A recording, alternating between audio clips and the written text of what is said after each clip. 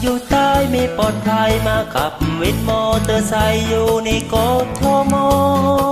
ไอ้ใครลุยลูกทับสิ้นกลิ่นกลอไม่ชอบเพลงกล้าคอชอบเพลงคาราบาวเป็นเด็กแดนชายเดียวที่อยู่กันเดียวก็ไปน้ำเน่าบอกขึ้นไปก็อดตายเปล่าเพื่อเพลงคาราบาวอยากจะมองเด็กน้อยคนจนก็เลยไม่ยิ่งใหญ่น้ำตาตกในรักไม่สุดปราณนางยามหน้าฝนมันเก่าหูความเศร้าสาวจะล้างบาน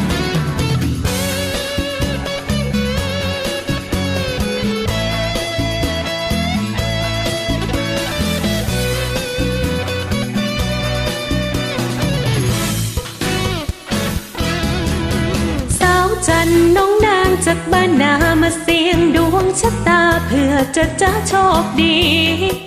จบม.3 ยังไม่เข้าม.4เลือกอาชีพสตรี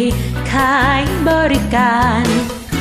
เป็นบ้านเล็กของเสียใหญ่เสียไม่เข้าใจทำไมหรือชอบเพลงป่านบรรดาผู้ชายหลายใจทั้งวันเสียชักรำคาญเลิกกันดีกว่าทุกคนเอาแต่ใจน้ำตาตกในตกมือข้างเดียวเรื่องง่ายๆที่ผู้ชายไม่รู้แต่ผู้หญิงเขารู้ผู้ชายไม่เกี่ยวความเหงาเป็นในบวกเขาลบหนุ่มสาวได้มาพบกันในคืนเรารานคนเหงายอมเข้าใจคนเหงาเมื่อสายตาเศร้าๆส่งกันทายกันขอเพลงบ่าวสาวขอเพลงป่านหนุ่มร้องเพลงบ่าวสาวก็ร้องเพลงป่านดอกรักริบานณตะวันแดง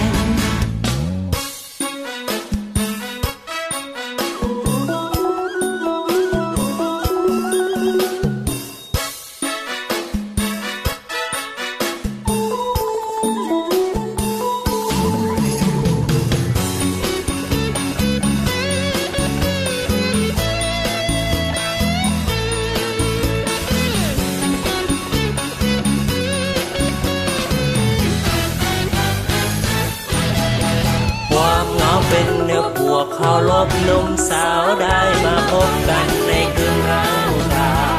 นคนเหงาก็เข้าใจคนเหงาเมื่อสายตาเศร้าๆคงไปทักทายกัน